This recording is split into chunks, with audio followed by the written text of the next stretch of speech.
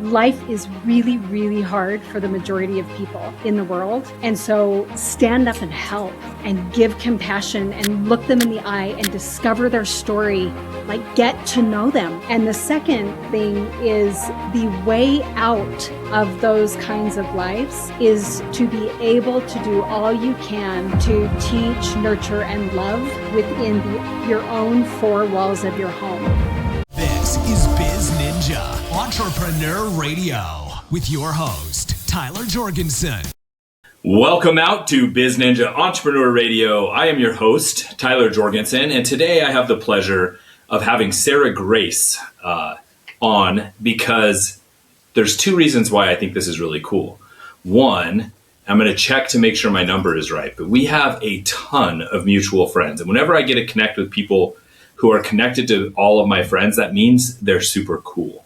So I'm excited for me to get to know her, but even more for all of you to get to know her. And two, we don't have enough female entrepreneurs on the show, even though I try. It's hard. They don't know why. So I'm excited. Sarah, you get to represent you get to represent all of our mutual friends and all women everywhere. So that's a lot of people. Welcome out to the show. I'm so thrilled to be here, Tyler, and I don't think that the timing could be any better. We have some pretty fantastic mutual friends, and I am for sure the weirdest of them all. So I am not the cool one. I am the weird one. I am the quirky one, and I will bring that in full force today. And I am also equally thrilled to represent women. Women are near and dear to my heart in the business world for so long. And so if I can have a sliver of representation there, I am here for it. Let's go. Well, I'll give you 2 out of 3 of those concessions. I don't know if I will agree that you're the weirdest of the group, and that's okay. But I'm glad that you're here. And my first question for you is, in your life, when was that moment where you first realized that you were an entrepreneur? Oh my gosh. My husband made the iconic decision about 15 years ago that he wanted to be a doctor. So we went across the country, far away from family and friends, to this crazy place called Arizona. And we started medical school. And I say we, it's a partnership. You know how it goes, right? And we started medical school. And for the first 5 days of him pursuing medicine, I ate Cheetos and watched Netflix every night after my firstborn would go to sleep for the night. So I have all these memories of sitting there quite literally eating Cheetos. I'm not being dramatic. Okay. Sitting there eating Cheetos, and I was watching The Bachelor, like the trashiest television on earth, right? Sitting there watching it. And 5 days in, I was like, I cannot do this for the next decade. We were looking at a decade of this, and I just said, I cannot do this. And even deeper, I could see the writing on the wall of what Greg and I, my husband, were going to look like in 10 years if he sat there and pursued medicine and learned all these incredible things about the human body. And then he became a doctor, and then he became an anesthesiologist, and he was on this upward trajectory. And I was eating Cheetos watching The Bachelor.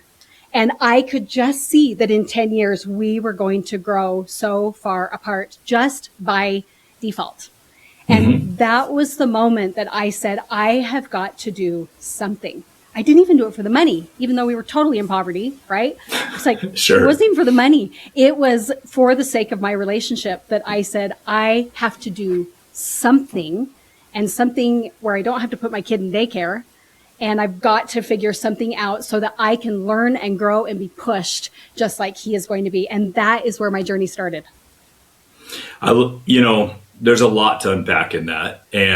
But I think that the intentionality is the part I want to focus on, because a lot of people are faced with that same decision, and they may also say, I'm going to do something, or something needs to change. But you identified it and you started to do that. So what was your first step into entrepreneurship? Oh, my first step into entrepreneurship was teaching all of the medical wives how to take nice pictures. I was a photography teacher, right? I had kind of learned that skill, very much so a side story. When my first was born, I struggled with postpartum. And so my husband bought me a used Nikon and a photography class as something I could do with my new baby. And it changed the trajectory of my life because it changed my mind, right? It changed the things I was battling there as a new mom. But fast forward, that was really kind of the only marketable skill I had with that brand new baby, and being in Arizona away from family was, okay, I can teach them what I have learned on how to take pretty pictures. And so I would pack anywhere between, 4 or 5 we got up to 25 to 30 women, all the women out there in my teeny 600 square foot apartment in Arizona while my baby was sleeping at night. And I taught photography classes. That was the first step. Find a skill and make it work where you can make it work. Awesome. And so clearly that's not what you're currently doing. So I'm sure you've gone through many life and business iterations since that time. Yeah. And so we're going to take a big leap all the way and fast forward to today. What's the thing that you're working on now that you're most excited about? The thing that I am most excited about is AI. And everyone is into AI right now. But guess what? I don't teach AI. Okay. What I do is I let everybody else teach AI and everybody else perfect that for businesses. And then I teach what I call the final 10%, which is what is the final 10% of what you do as a business owner, of what AI throws at you that takes people over the finish line and actually buy and engage with you. That's what I teach. And I'm obsessed with it. I feel like this is my moment, Tyler, right? This is my moment because AI is helping everyone get all the way to 90%. But what is that human touch? I call it the human algorithm in how we crack the code to get people over the finish line and engage with your business. Yeah, so there's never been a time where it's easier to find leads or to get started in something. And so the final 10% is your initiative to help people finish and actually get things done. Give me an example of how you're helping people do that. Yeah, the one word of what I do is stories. You can sit there and have AI do all the 90%. And as a mother of 4, I am like, thank you, AI, for doing all of the work for me. But how do we take that content specifically, or that webinar, or that challenge that AI has thrown up for you? And I use that word very intentionally. And how do we actually curate it and put that 10% of human touch on the very end of it to make people feel a certain way when you're teaching them, and yes, when you're pitching them, right? Because we're all good intentioned and we're serving people, right? Everybody? Right. Okay. And when we get to that pitch that they have felt something different that is not a pattern after AI and that is not regurgitated from a million other stories they've heard, but it is a very deeply connected collection of stories that brings people to say, yes, I want in on what Tyler is doing. Yes, I want in on what she is doing. It comes through the power of stories. And that is what my superpower is. Cool. And so I think it's so fascinating as we get to know people who are out there teaching, right? And that we all have mentors. We all have people we've learned from. Who are some people that really impacted you as you went from teaching people how to shoot photography and take nice pictures to now teaching people that the final 10% and how to tell stories? Ironically, I would say I have had 4 pivotal mentors outside of my religious beliefs, right? I believe Jesus has been my mentor. So we won't count him in the 4 because he's assumed. But my first mentor was my mother.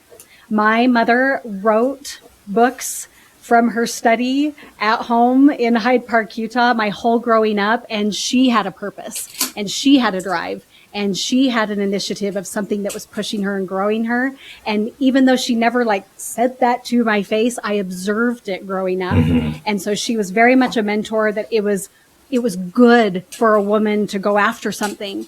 And it was good for a woman to have an identity and be a fantastic, present, incredible 4'11" mom, right? I'm 5'1", but she was 4'11", right? She just was packaged in that beautiful way. So she was my first mentor. And then fast forward, when I was about 27 years old, I met the amazing Katie Richardson, which none of you can afford her, people. You can't. But if you can, you should hire her. And she just really swung open the door for me that I could have a real business. I could have a real business and a real life. And she mentored me in that way. Fast forward to just 4 or 5 years ago, I was introduced to the world of Russell Brunson. And even though I have not worked with him and, bought like $100,000 day with him, I have probably spent well over that amount with him anyway. And he has changed my life. And I will never forget my introduction to him was when I was that mom sitting there teaching photography classes down in Arizona to all those women. I had a neighbor that said, "Have you heard about this boy in Boise?" And I was like, "Who is this boy in Boise?" And she's like, "He's making millionaires out of people." And I was like, "Who is this boy in Boise that is making millionaires out of people?" And that was my introduction to him. And I am so grateful for the mentor he has been in my life. And it was a full circle moment just a couple of weeks ago when I got to speak from his stage and teach this concept of deep stories. And it was like such an expression of gratitude, of giving back for what that world has done for me. And so I would say, my final mentor right now, her name is Mandy Keene. And boy, is she helping me pull out just my own individual magic. I don't know if there is someone who has cared more deeply about what do you as just a divine being have to offer the world, and let me pull that out of you and help you see it. And it's been life-changing. Well, the only person I don't know on your list is your mom. But other than that, it's nice to know all those people. Good. That's a good list of mentors. And I really do love that you grew up being able to witness a woman who did have purpose and outside of herself or for herself is maybe a better way to say that. Not everyone did, especially, our generation, right? And 1 or 2 generations back, it was even harder. Right. So Impossible. How cool that you were able to see that was allowed and okay. Very cool. It was allowed. Yeah, I consider that one of the great honors of my life. She has since passed away. And doing this work, whether it's through stories or whatever I'm, pursuing at the time, it is just hone into mom, hone into who she was and help carry on that passion that she had for life and purpose through my own work. Very cool. Business is a roller coaster. And if anybody who has been in entrepreneurship for more than a short season has faced their fair share of challenges and setbacks. What's one major challenge that you faced and how did you overcome it? Oh, I love that question. I would say the biggest challenge that I faced was about I want to be totally honest with this, about a 2-year period where the business just was not generating enough money to stay afloat. And I am sure everybody in here has had cash flow issues at some point. But I was very visible online at that time. And it was like I was everywhere, and I was on stages and I was on podcasts and I was like co-authoring books. And there was like so much external, like she's everywhere, she's crushing it. And my poor VA, who I was paying, a couple $1,000 a month, was making more than I was. And it haunted me. And it haunted me in the sense that every time I took a stage, I was like, I hope they don't see through it. And every time I did a deal, I was like, don't be desperate, Sarah, even though you're desperate. It was that kind of feeling like the success of me as a human was directly tied to what that bank account was saying for me. And that was a long haul. I'm not talking, I don't know how I'm going to make payroll in a couple of weeks. It was 2 years of my VA making more than I did financially. And it was a total identity crisis, right? Absolutely. Yeah. So I would say that the fix for that, actually, of course, hindsight is always 2020, has now turned into the most fulfilling season of my life. And it was when I had to buckle down and discover what is the magic within me. What am I really, really, really good at? And that was a really hard thing to determine because I'd just been regurgitating other things Russell had taught me or other things Katie had taught me. It was like, let me put my spin on this and just regurgitate it. And once I was able to dive into the fact that I am super, super good at helping people understand what stories they need around their business, what stories are missing in their business, where they use those stories, how they go deeper with those stories. It wasn't until I discovered that we were able to take it to 1 million and beyond. And it came down from facing the fact that you have to know what you are a genius is and how many ways can you spin it to get it out there and really, really serve other people. I think there's a lot of people. I mean, I don't know an entrepreneur that hasn't been around for at least a few years that hasn't gone through a period of tight cash flow when their business has to evolve. And especially if you're in an entrepreneur-led business, that means the entrepreneur has to evolve. And some of us take a little bit longer to make that shift than others. And so as you stepped into that magic, as you figured that out, what was the big domino that changed in your business? Did you change your offer? Did you change the business entirely? What happened? I have never been asked that question. I've did a lot of these, Tyler. I actually really love that question. I would say the biggest domino came, and this is ironic because I just posted about this today, when I had struggled for so long to answer the question of, what do you do? Have you ever struggled with that, Tyler? Oh, yes. Yes. And it has become this haunting question for me of, what do you actually do? Because immediately if I stutter, right, trying to say my elevator pitch, it's like, oh, I actually don't know what I do, or I'm unclear on what I do, and oh my gosh, I'm never going to be successful. And it just became this very like spirally kind of word. And so what I did is I flipped it and first started with the question of what am I good at, right? What am I good at? And it came from an interview of Myron Golden, where Myron Golden said, those of you who have money issues will continue to have money issues if you keep trying to solve your money issues instead of solving the problems of people with the money, right? Was that like the longest way to say what Myron Golden teaches? But it helped me get out of a space of desperation and just, oh yes, I can write a webinar for you. And oh yeah, I can help you with ads. And oh yeah, can I help you build a funnel? Okay, let me just teach you what Russell's taught me and that I've never proven and I just lacked belief, all these things. And so it came down to, what am I super, super good at? And that kind of discovery. And how can I plug that in to solve people's problems? And that's when I discovered the art of storytelling. And that's what I've ran with. And so did you change the whole business, or was it a small tweak or a major overhaul, I guess is where I'm going? A major overhaul. I had been building webinars, webinar funnel, webinar copy, webinar slides for years and years and years. And it was like a slow, painful death, right? To let that go, because I was paid super well for it, right? 50K, 60K and above deals to get this done.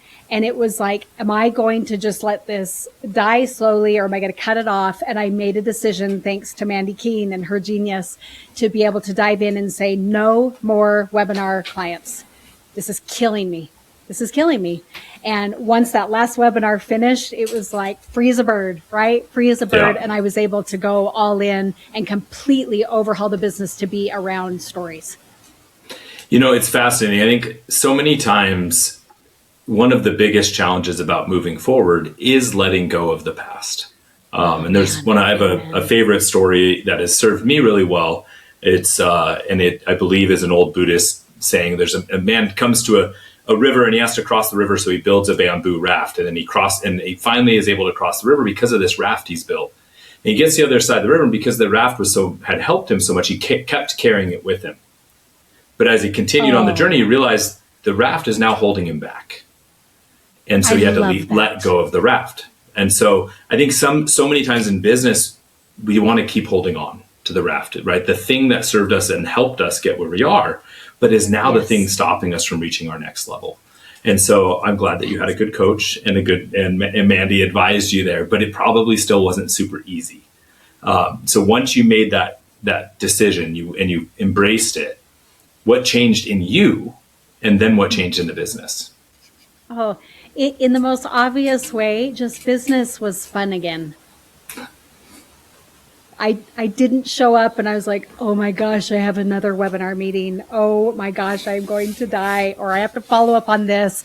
And there had been signs near the end of that business in which I just wasn't responding as quickly. We weren't getting things done on time. Like poor business practice started to happen because I had lost my love for it and I had lost Sure. my energy behind it and hadn't been able to compensate. And that's when I was like, whoa. Those signs are showing this is not who I want to be. I don't want to be someone who's slow to fulfill or who doesn't keep her word or any of those things. And so it was facing that and saying, okay, what do I need to do to make this fun again? And went all in on my magic, and showing up to that office for the years after that has been so much fun. I love that. Tell me about your podcast on unreasonable autonomy. What made you want to start that? And what have you learned from interviewing all those people? Oh my gosh, what a blast. I'm like jealous you get to do this more often than I get to do. Because I think conversations with people that are different than us change the world. I really do. The ability to sit with people that are different than you. So the premise behind unreasonable autonomy is in many ways self-explanatory. Number one, I wanted to sit with people who had gone after things that the world would say were unreasonable, unachievable, impossible, in fact, risky. Like I wanted to sit with those kinds of people because selfishly that inspires me, right? And shows me and others what is possible.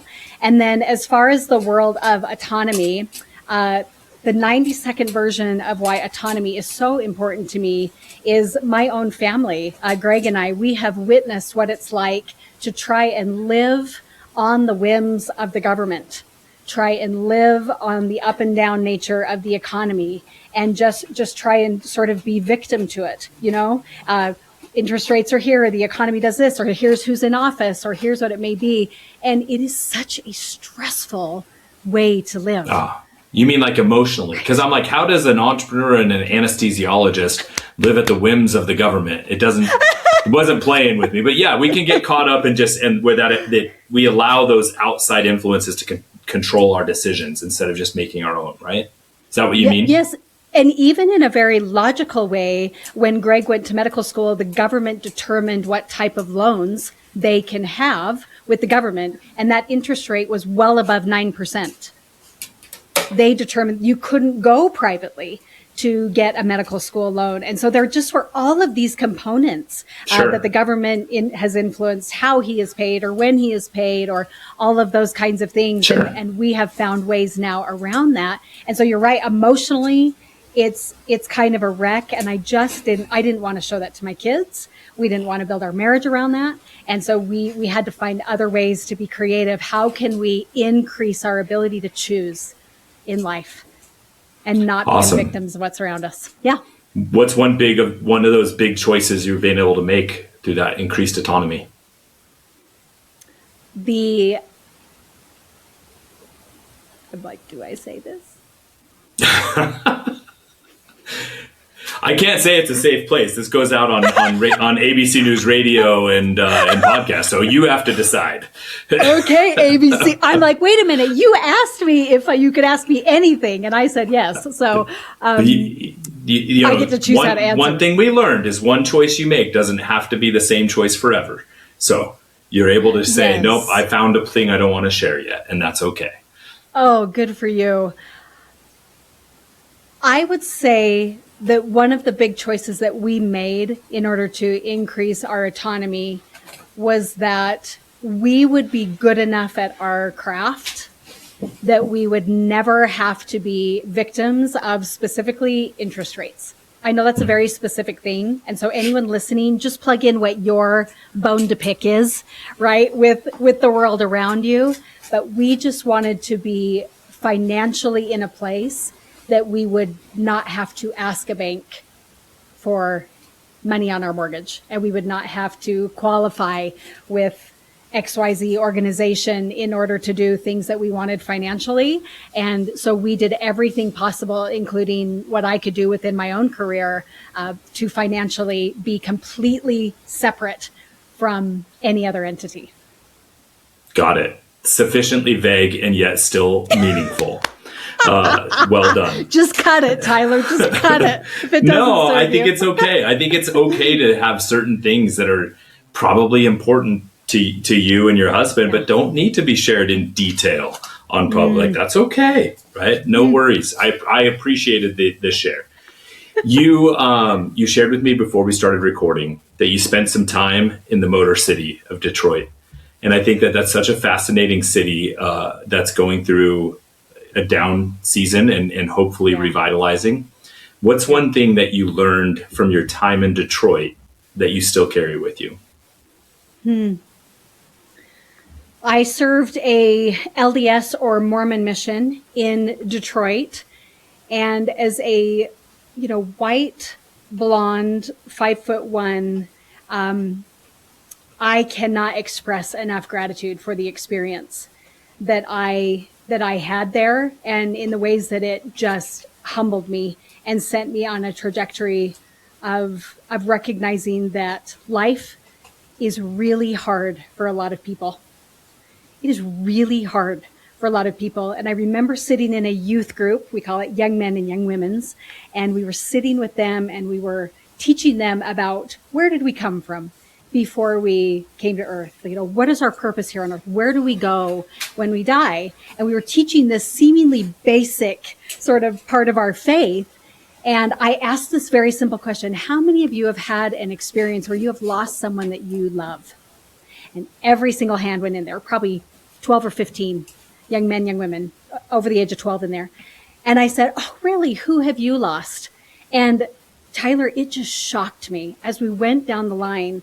All of these beautiful young men and young women just over the age of 12 had experienced death at the hand of violent crime in their immediate family. Every single one, Tyler.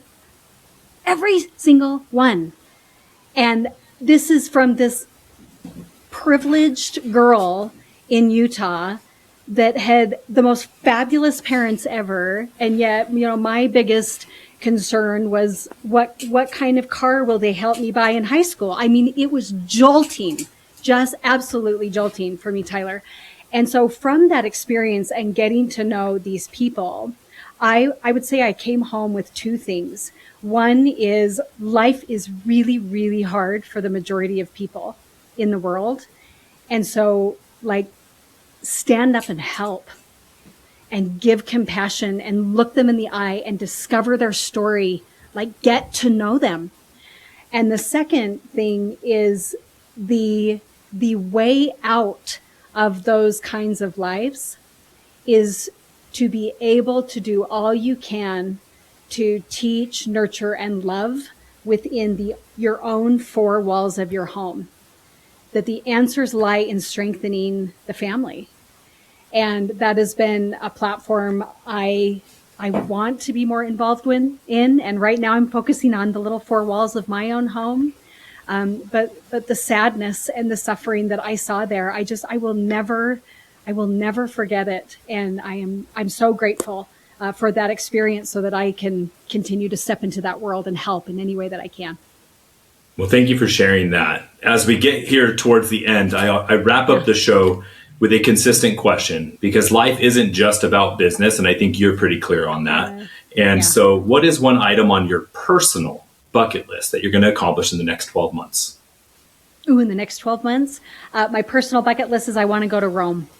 So we are going to Rome this fall. We're going to make it happen. There it is. Thank you for getting the question. So many entrepreneurs still answer a business goal. I'm like, no, personally, what are you going to do for you? And I'm like, it's a fascinating indicator of who needs some balance work. But Sarah, thank you so much for coming out on the show and for sharing a little bit about you. If people want to connect with you more, where should they go? Oh, I love this. And because I operate on such a personal level and with stories, I want to get to know your people individually. So I'm going to be crazy and have Tyler put the link to my personal Facebook profile because I want to get to know these people one by one, by one, by one. And that's going to be the best way for you to find me. Awesome. Sarah, thank you so much. And to all my Biz Ninjas, wherever you're listening, watching, or tuning in, it's your turn to go out and do something.